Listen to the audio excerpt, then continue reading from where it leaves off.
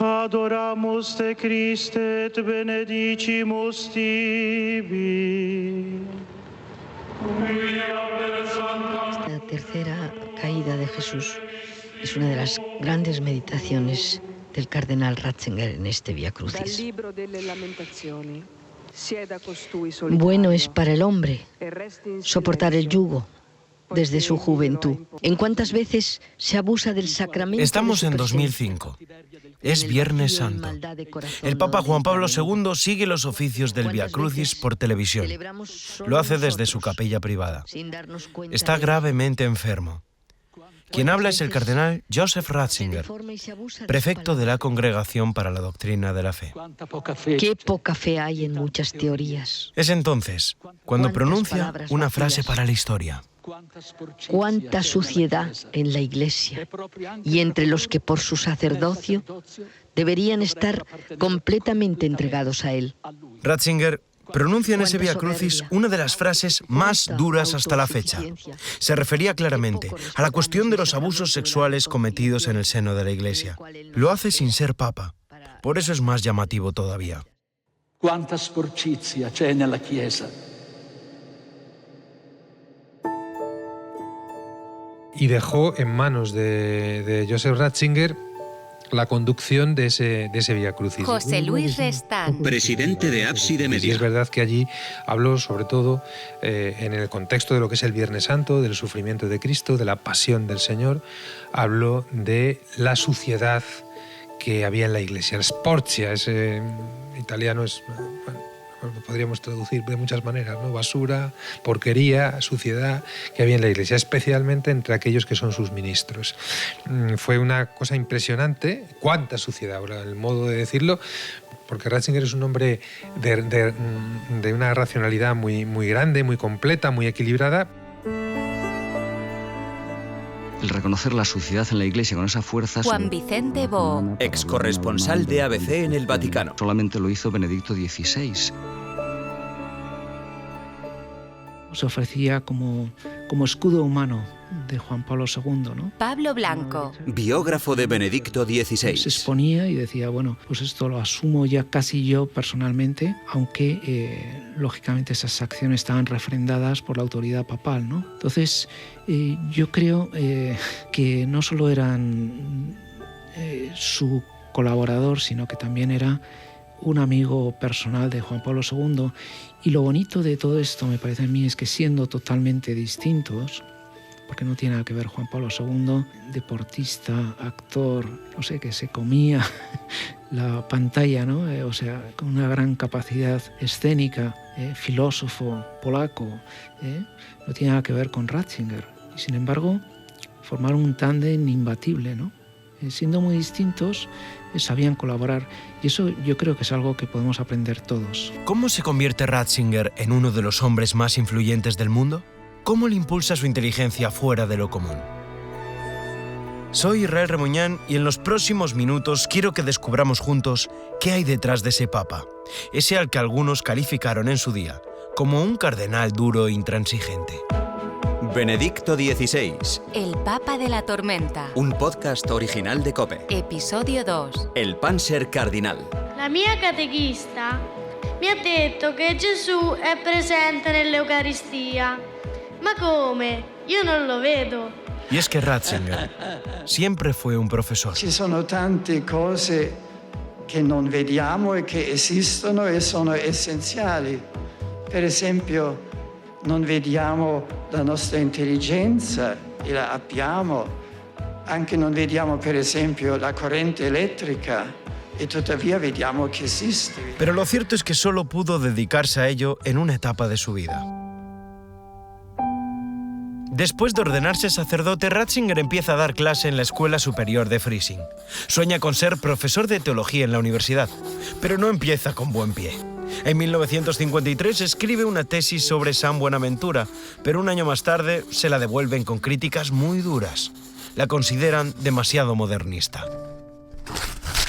Sus enfoques rompían esquemas tradicionales de la época, pero el padre Joseph siguió intentándolo. Con 32 años empieza a dar clases en la Universidad de Bonn. Él representa más la tradición académica alemana de las grandes universidades de Alemania. Cardenal Müller. Cardenal alemán y encargado de reunir toda la bibliografía de Ratzinger. Desde la Edad Media y después en los siglos XIX, XX. Él es un típico profesor alemán, ¿no? Pero no un prusiano, pero un bárbaro.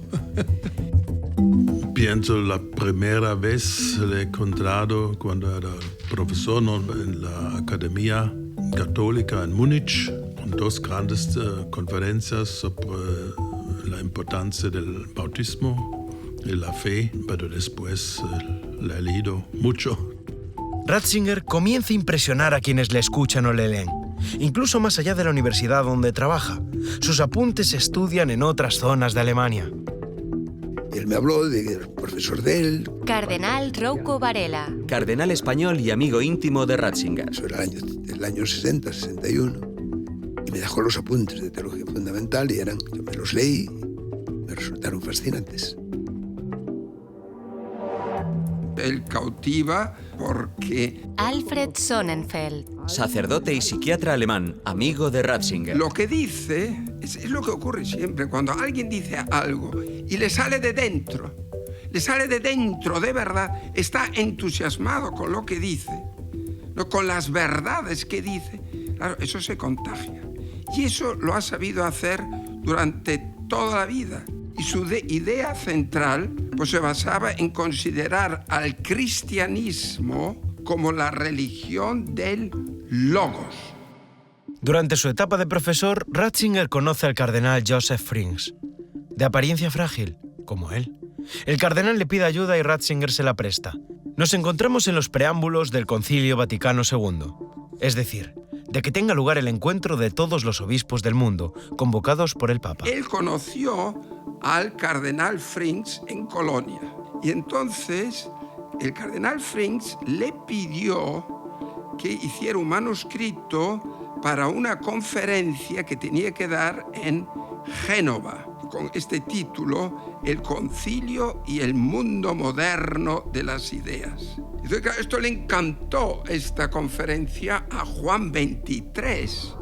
Bajo Juan XXIII, ¿no? Pues San Juan XXIII, pues y tuvo lugar el Concilio Vaticano II. Entonces, claro, el cardenal Joseph Frings se lleva al joven Ratzinger al Concilio Vaticano II primero como perito. ¿Has escuchado bien? El discurso de Ratzinger impresiona nada menos que al Papa Juan XXIII. Se lo hace saber a Frings y el cardenal decide llevárselo con él al concilio. La mia è una voce sola, ma riassume la voce del mundo entero. Posiblemente sea una de las etapas olvidadas de su vida, pero las aportaciones de Ratzinger fueron claves en el concilio que cambió la historia de la Iglesia. Y él estaba allí, Ratzinger, ¿no? Cardenal Julián Herrán. Cardenal español que ha trabajado al servicio de varios papas. Me quedo muy impresionado, ¿no? Porque realmente él ha sido, dentro de su forma que tiene de ser, que es como un poco tímido, ¿no? Como siempre las cosas, nunca... Por eso dice, no se puede imponer la fe, nunca impone nunca nada, ¿no? Sin ser consciente de ello, Ratzinger ya ha entrado en la espiral que le llevará a convertirse en Benedicto XVI. Su sueño de ser profesor se alejará para siempre. El sacerdote Joseph Ratzinger, profesor de teología y de solo 49 años, será el nuevo arzobispo de Múnich. El arzobispo de Múnich, Joseph Ratzinger, ha sido nombrado cardenal con solo 50 años. El nuevo prefecto para la Congregación de la Doctrina de la Fe tiene solo 54 años. Es el cardenal Ratzinger. El alemán ocupará uno de los puestos clave en la Iglesia. Será la mano derecha de Juan Pablo II. No es fundamentalismo, sino un deber de la humanidad proteger al hombre contra la dictadura de la coyuntural convertido en absoluto y devolverle su dignidad, que justamente consiste en que ninguna instancia humana puede dominar sobre él porque está abierto a la verdad misma. Joseph Ratzinger, muy contundente de nuevo. Tiene un marcado carácter alemán. El Rottweiler de Dios vuelve a cargar contra la teología de la liberación. Él tenía Andrea Tornielli, periodista y director editorial de los medios del Vaticano. una amistad con una familia que muy simple de Roma, que eran los custodios del Palacio del Santo Oficio donde él se iba a trabajar. Entonces él veía y se fermaba y se paraba a hablar con este señor y con su mujer que estaba allí. Y esto era de Roma y hablaba de muchísimas cosas simples, del mercado, la vida. Creo que es el momento de ver esta señora. Y es decir, que él necesitaba estar una media hora, una hora, hablando de cosas que no eran la vida de la curia, la teología, el problema política internacional. Un sábado, Lidice llegó a casa y dijo: me encontré de nuevo con el cardenal Ratzinger. Guzmán Carriquiri, Embajador de Uruguay ante la Santa Sede. Paré a todos los coches que venían detrás porque me paré con el coche, abrí la ventana y se acercó a la ventana del coche.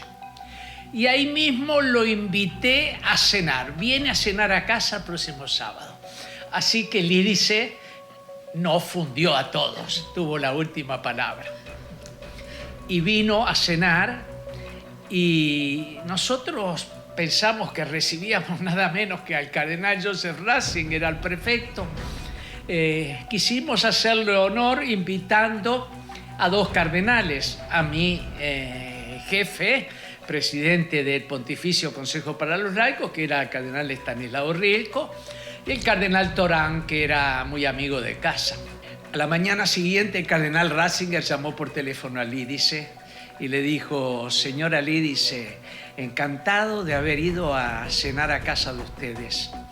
Y con mucho gusto voy a seguir aceptando invitaciones. Pero le pido que no invite cardenales ni prelados, porque si invita a prelados, la conversación se transforma en formal. Ratzinger es uno de los hombres más poderosos del mundo. Es el Panzer Cardinal. La imagen del cardenal Ratzinger como de Panzer Cardinal. Iago de la Cierva, Exdirector de Rome Reports y organizador de la JMJ de Madrid. Fue una imagen, digamos, que venía probablemente de Alemania. Él tenía bastantes detractores en Alemania y por lo tanto, y cuajó, relativamente cuajó. Entre otras cosas porque Ratzinger nunca ha prestado atención a su fama. Y por lo tanto no hacía nada para caer bien, tampoco hacía nada para caer mal. Sí. Sus críticos se refieren a él como Panzer Cardinal, pero nada más lejos de la realidad. Y nos encontramos con un guardia suizo. Un guardia suizo y le preguntamos: ¿usted ha tratado al nuevo papa cuando era cardenal? Y dice: por supuesto. Además se iluminó la cara y dijo: me ha casado. Y ¿cómo le ha casado? Pero esto no es normal. Sí, pues que yo estaba un día en un puesto de guardia y de repente pues tenía una mala noticia, que es que el obispo que me iba a casar, que era el capellán de la Guardia Suiza, pues me acababa de decir que le había surgido un imprevisto y que no nos podía casar. Yo estaba triste, abatido, diciendo: ¿y ahora qué hago? ¿No? Porque quedan dos meses para el matrimonio. Y en esas estaba cuando pasó el cardenal Ratzinger después de saludar al Papa y entonces le vio la cara y le dijo: ¿te pasa algo? ¿Tienes un problema? Sí, me caso dentro de 2 meses, pero me he quedado sin sacerdote. Y entonces instintivamente el cardenal Ratzinger me echó mano a su bolsillo, sacó una agenda pequeñita que tenía y dice: ¿qué día es? Y le dije: pues tal día. Y dice: pues lo tengo libre, ¿quieres que te case?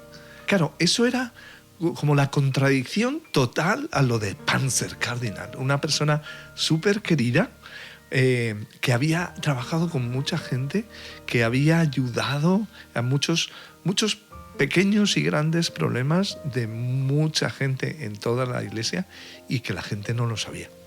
Esta expresión Panzer Cardinal exprime un poco la enfermedad psicológica de nuestra sociedad, porque él es absolutamente non militar, absolutamente anti-militar, tiene nada que ver con el mundo de los ejércitos o de los militares o de esta arma de un tanque.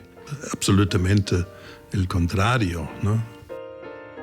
Que su humildad, su sencillez, su bondad no son nada artificiales. Forma parte esencial de su naturaleza. Yo nunca he visto a Ratzinger enfadado en mi vida, con nadie.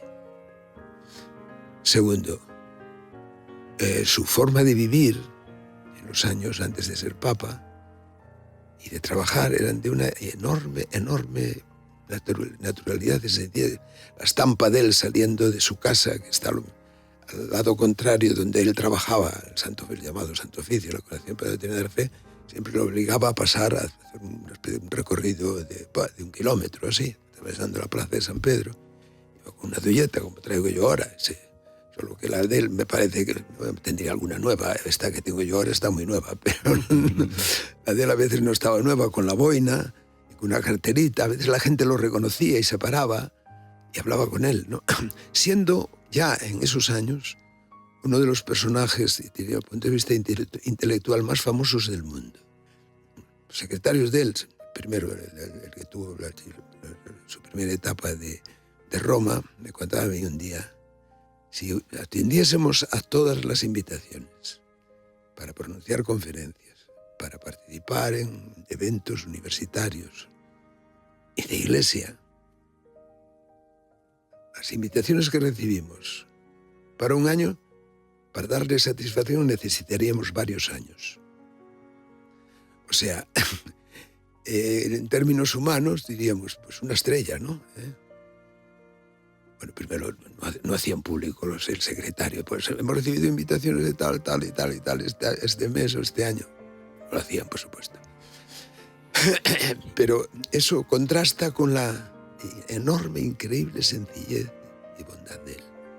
Es una imagen que le ha perseguido a lo largo de la historia, ¿no? Yo diría que es un poco original, la verdad, pero sin embargo hay que reconocer que hizo mella.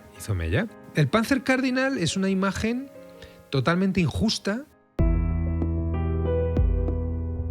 Sin leer la prensa ni prestar atención a las críticas, Ratzinger sigue su camino independiente. Su unión con el Papa es cada vez más fuerte, y muchos están convencidos de que la pluma del alemán está detrás de grandes discursos de San Juan Pablo II. Sobre todo, los que denuncian los abusos sexuales en el seno de la Iglesia. Como el que dirige a cardenales y obispos estadounidenses el 23 de abril de 2002. En el sacerdocio y en la vida religiosa no hay lugar para quienes dañan a los jóvenes. Juan Pablo II empieza a luchar claramente y hay cosas que puede hacer y hay otras cosas que él ve que no puede hacer y se las encarga a Joseph Ratzinger como cardenal, como prefecto de la doctrina de la fe. Y por lo tanto, todas las decisiones que se toman en esos años, 2002, 2003, 2004, 2005, el promotor es Joseph Ratzinger. Joseph Ratzinger es realmente el que inicia la revolución antes de ser papa. O sea, con un mandato de plena confianza por parte de Juan Pablo II, Joseph Ratzinger es el que toma las primeras decisiones, el levantamiento del secreto, las nuevas penas, el cambio de la legislación, las peticiones a los obispos de todo el mundo de que se cambie completamente la actitud, etcétera, etcétera. Yo creo que era bastante importante. A veces se dice que es su mano derecha, pero también es su mano izquierda. Como los buenos pelotaris, ¿no?, que juegan con las dos manos. Yo empecé a observar a Juan Pablo II en Bruselas, porque era corresponsal allí, él vino a las instituciones europeas, y observando a Juan Pablo II me daba cuenta de que a su lado había un genio, ¿no?, que era el cardenal Ratzinger. entre el cardenal Ratzinger y el Papa Juan Pablo había una sintonía fuera de lo común, ¿no? Durante un cuarto de siglo estas dos personas comían juntas una vez a la semana para hablar en alemán de las grandes cuestiones de la Iglesia y del mundo. Con lo cual, algunas de las cosas que decía el cardenal Ratzinger era pensamiento literal de Juan Pablo II. Jamás hubiese hecho una cosa de ese estilo sin el permiso y el acuerdo del Papa Juan Pablo, ¿no? Y bueno, de ese modo pues trabajaban los dos en equipo y se notaba muchísimo el cambio, pero el impulsor del cambio en este punto era el cardenal Ratzinger. La figura de Ratzinger se va haciendo gigante, cada vez más fuerte a medida que avanza el pontificado de San Juan Pablo II. Pero él presenta en varias ocasiones su renuncia. Él había pedido varias veces al Papa Juan Pablo II de poder dejar su cargo antes de cumplir 75. Y cuando cumplió 75, reiteró. El Papa Juan Pablo nunca le permitió de retirarse, porque él quería retirarse y escribir sus libros después de un larguísimo servicio a la cura romana. Ratzinger le pide dejar el cargo hasta en 3 ocasiones. La primera en el año 92, solo unos meses después de sufrir un derrame cerebral. En el año 94 sufre una embolia y se queda semiciego del ojo izquierdo. Por eso, vuelve a pedir la renuncia en el año 97. Cuando lo intenta por tercera vez, el entonces Papa Juan Pablo II le dice que ni se moleste. Sabemos que Juan Pablo II le dijo no se moleste en escribirme la carta porque yo no se la voy a aceptar. Incluso le pidió pues, la posibilidad de ser bibliotecario. El bibliotecario es, bueno, normalmente había un cardenal al frente de la Biblioteca Apostólica Vaticana y era un tema ya un Ratzinger de 77 años, pues que le gustaba, ¿no? Pues sumergir allí en los libros, poder estudiar y dedicarse a eso. Pues ni lo uno ni lo otro, tampoco fue bibliotecario, está claro, no fue así. Ratzinger volvió a insistir y el Papa volvió a decirle una cosa muy contundente: yo quiero que usted siga conmigo hasta el final. Hasta el final. El final significa la muerte, porque sabemos que para Juan Pablo II en ese momento el final era la muerte. El Papa lúcido, extraordinariamente sereno, con la logica relativa a difficoltà di respirare, immagine nuova. Difficoltà respiratoria, logica. Se ci sono altri aggiornamenti poi ci teniamo in contatto. Comunque, come sapete, la sala sarà sempre aperta. Grazie. Era la parte humana, y la parte humana era como pues ver morir a una persona en tu familia, un anciano de tu familia. Valentina Alazraqui, corresponsal de Televisa en el Vaticano. Eso lo llevábamos, muchos de nosotros, pues que nos había tocado estar con él tanto tiempo, ¿no? El Papa ha fallecido a las 21:37 en punto. Allá lo ha dado Nova Robals, pero también lo ha anunciado a la urbe, o sea, a Roma entera. Creo que no ha habido otro funeral en la historia que haya sido más seguido, desde Hong Kong hasta Tierra de Fuego, pasando por Alaska. Es decir, no ha habido una cosa igual. Es que ahora ya nos hemos olvidado de lo que fue aquello. Bueno, pues allí estaba él, haciendo la glosa del pontificado, o sea, haciendo la última imagen que nos queda de Juan Pablo II, nos la dibuja Ratzinger, que no está mal, porque había sido su persona de confianza. Ha dado un nuevo sentido al sufrimiento. La ha introducido en una nueva dimensión. El funeral de San Juan Pablo II se convirtió en la retransmisión religiosa más seguida de todos los tiempos. Más de 200 millones de personas pegadas a la pantalla de un televisor. Benedicto XVI. El Papa de la Tormenta. Un podcast original de COPE. Productor ejecutivo Antonio Rantia. Dirección y guión Israel Remuiñán. Producción Eva Fernández, Paloma García Ovejero, Gracia Barra e Israel Remuiñán. Diseño sonoro Germán Palacios. Documentación Mari Carmen Bernal. Con las voces de Paloma Serrano, Alberto Escalante, Urbano Canal, Belén Miguel, Iranzu García Vergara, Pablo Rivas, Juanjo Prados y Pablo Delgado.